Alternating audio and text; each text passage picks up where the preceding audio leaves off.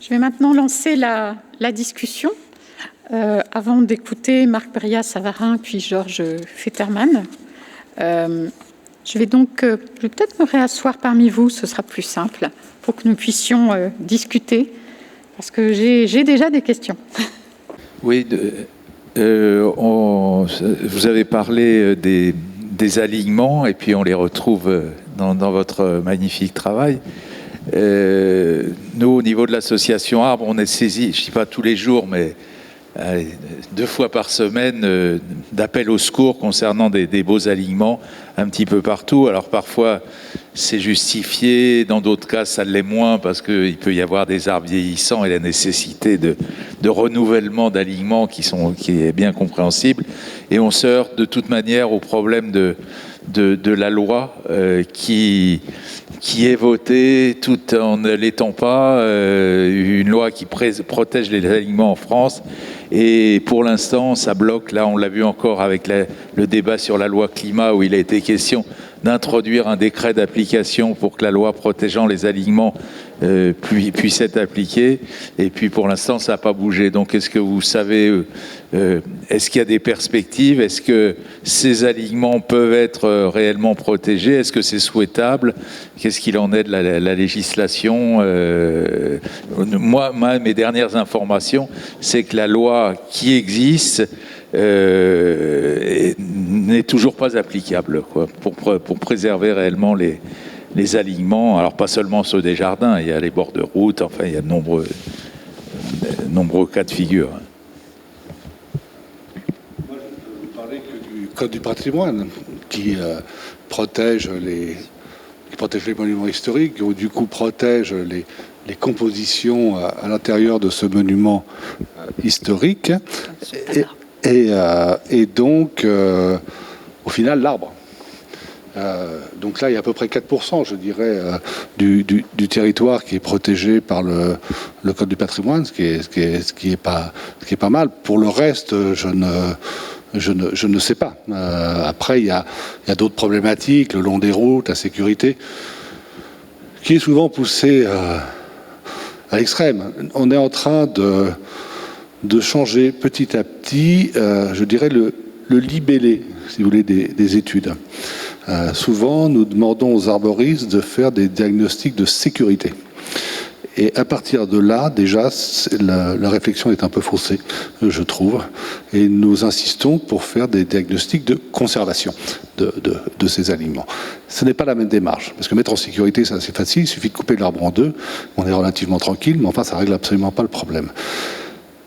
Un aliment vieillissant sur un espace public qui est protégé au titre des monuments historiques doit être conservé, peut être conservé par d'autres méthodes qu'un élagage, souvent quand même douloureux pour l'arbre, ou un abattage. On a souvent tendance, comme je disais, à prendre de l'avance. Je dirais même que c'est souvent un défaut dans ce métier où il y a une perte de compétences quand même, que ce soit pour les arbres, pour les fleurs, pour le sens du jardin.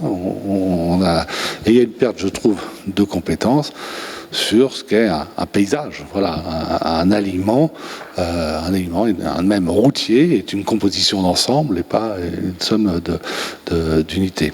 Donc je ne sais pas, depuis de nos amis du ministère de l'écologie, bon, il y a une loi sur la biodiversité qui est passée. Voilà, je pense qu'il vous faudra du temps. Hein, je connais votre combat. Et voilà. En tout cas, pour nous et pour le ministère de la Culture, ça ne pose pas de problème. Alors, de temps en temps, bien sûr, il y a des abattages, des renouvellements, des projets, si vous voulez, de restauration où on va décider que une deuxième vie, et il y a quelques pertes au passage. Dans la plupart du temps, l'abattage, en tout cas, d'un arbre sur un monument historique est soumis à autorisation, donc, et à examen de cette demande.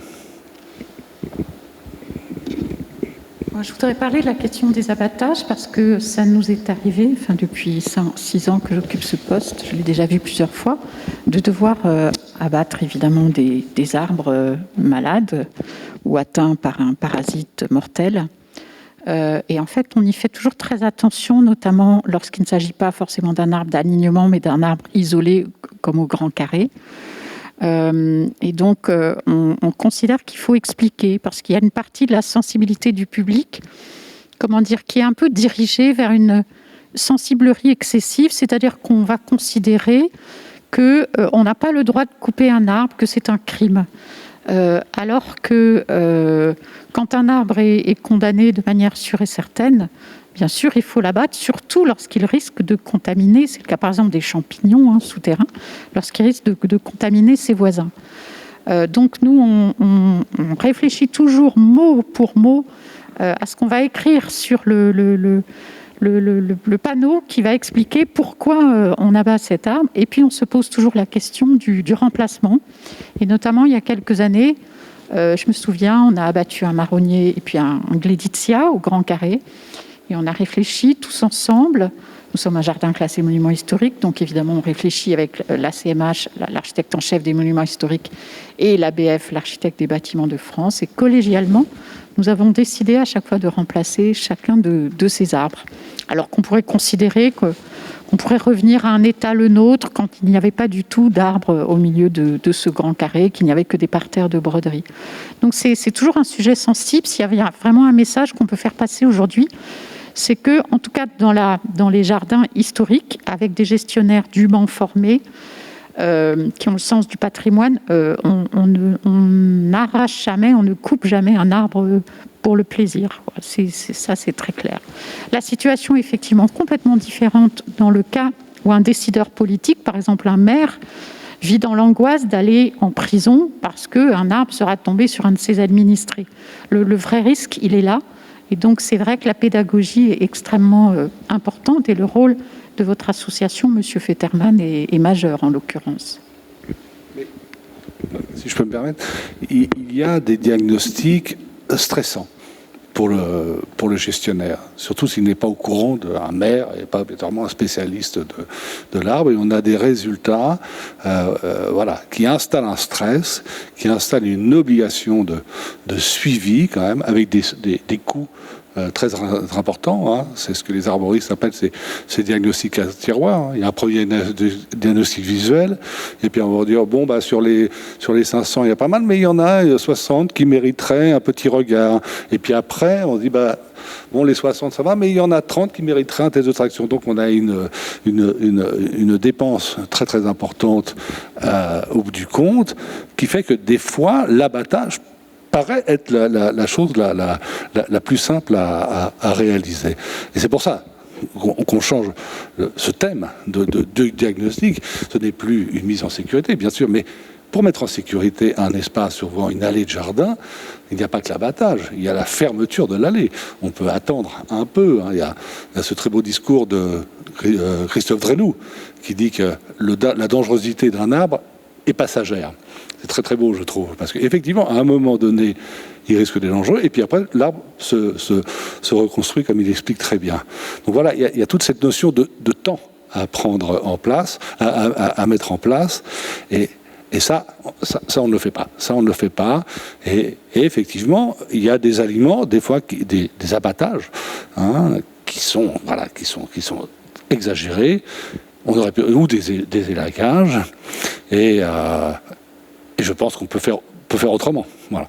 Alors, moi, je travaille surtout pour les jardins publics. Je vais dans les deux, mais je rencontre beaucoup de jardins et de propriétaires privés où cette question ne se pose pas. Mais ça déteint tellement sur les propriétaires privés, cette gestion un peu,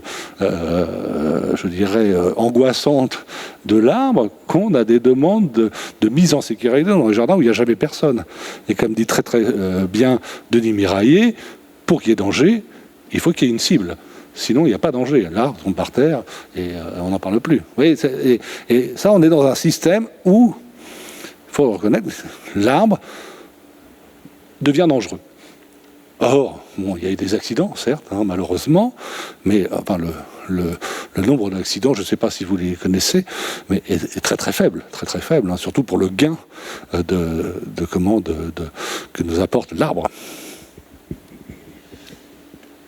Est-ce que vous voulez intervenir pour nous parler de votre expérience des arbres? Oui, une seule remarque, celle-ci, c'est que bien souvent, les enquêtes de sécurité sur les alignements d'arbres en ville est le prétexte donné pour enlever un coût budgétaire aux municipalités compte tenu du prix élevé que représente l'élagage annuel d'un alignement sur des arbres. J'ai l'exemple dans la ville de Gien, dans le Loiret, où des platanes qui étaient en alignement dans la ville, au cœur de la ville, qui étaient des alignements historiques, représentent un coût budgétaire énorme et qu'au fond, l'enquête de sécurité a simplement été le prétexte pour un abattage total et pour un remplacement qui pose question largement.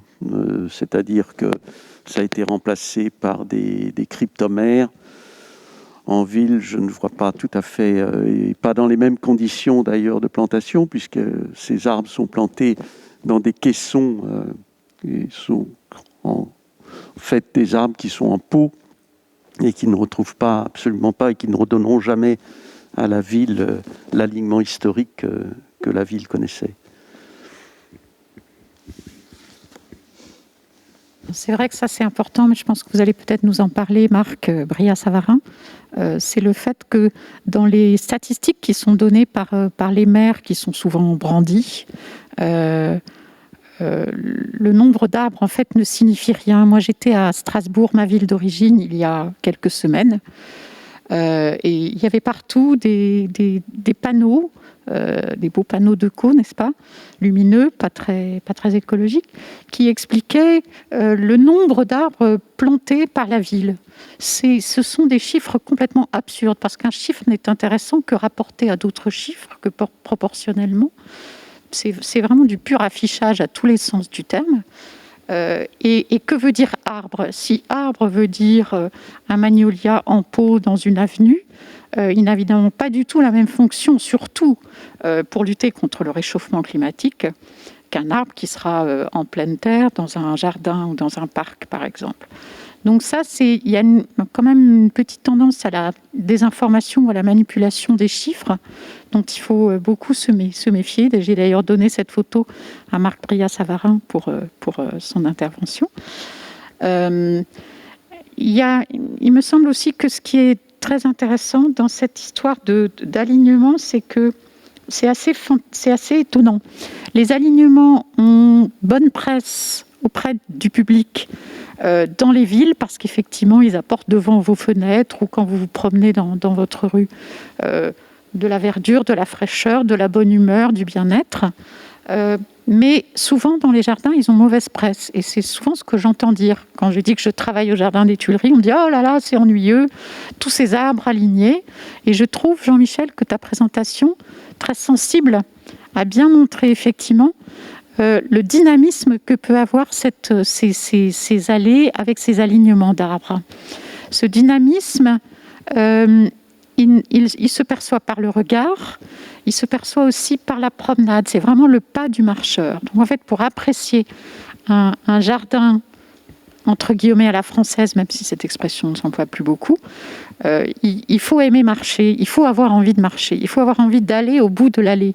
Combien de personnes, par exemple, visitent le parc de Versailles et s'arrêtent au petit parc et encore, et ne vont pas au-delà? Alors que justement, le bonheur de se promener à Versailles, c'est d'aller au bout et de se dire qu'est-ce qu'il y a au-delà, jusqu'où puis-je aller, quelle est la limite du domaine? C'est une forme de défi. Donc, je pense que pour aimer ces jardins, il faut avoir envie, effectivement, d'arpenter, de marcher, j'allais dire à la limite de compter les arbres, même si effectivement c'est impossible. Ce que tu exposes, c'est un peu la problématique du jardin, du visiteur de jardin. Souvent, on a tendance à confondre les amateurs de jardin et je dirais les amateurs de jardinage et des plantes. C'est pas du tout la même chose.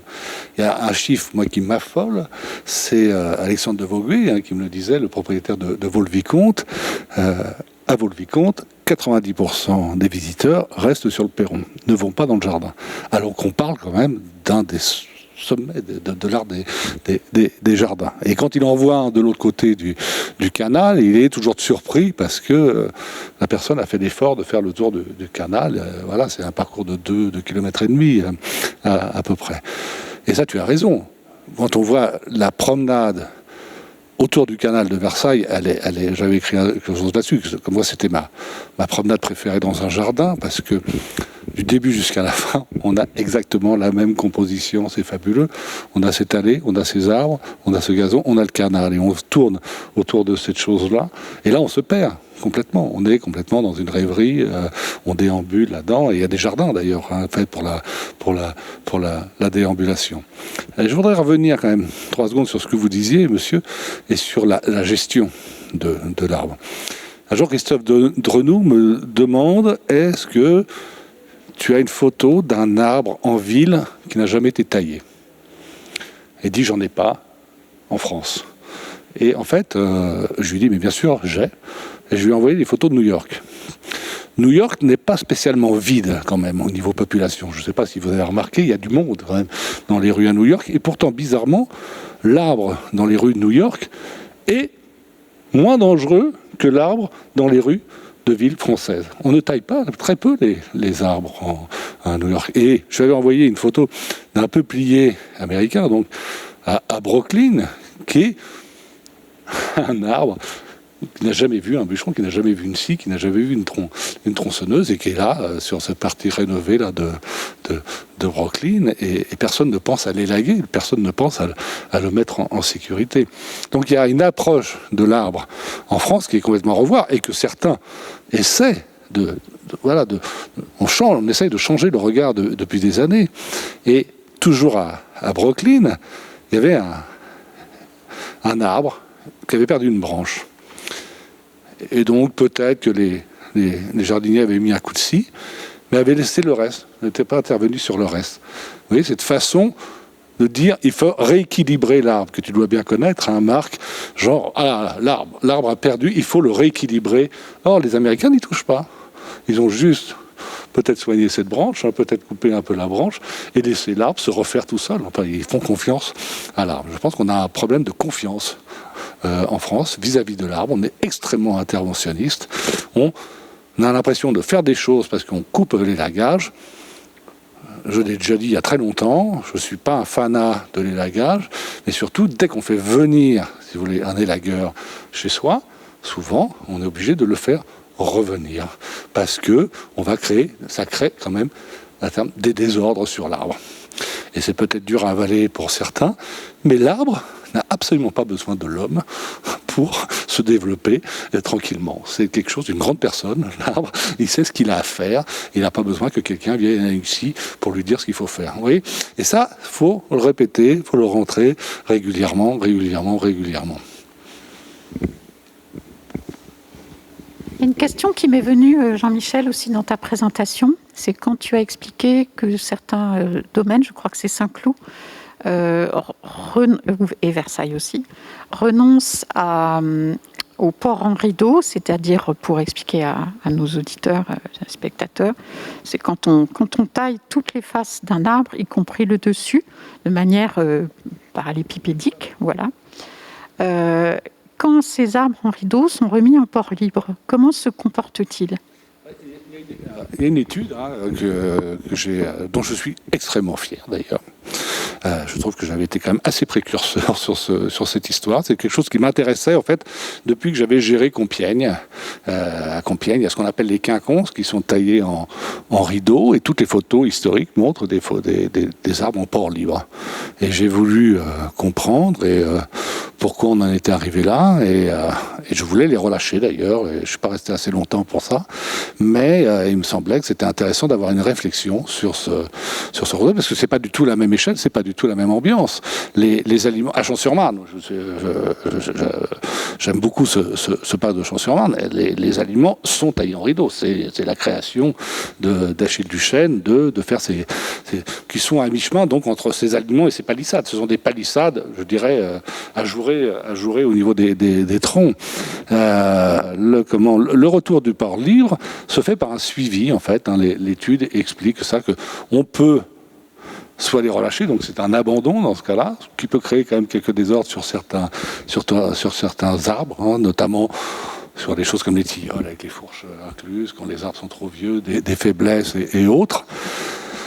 Soit on va se faire aider donc par un arboriste compétent qui va guider ce retour à la forme libre, qui n'est pas une forme libre bien sûr, hein, c'est la photo de Noirlac au départ, on le voit très bien, la photo de Noirlac au départ montre un aliment qui a subi une taille et qui s'est relâché.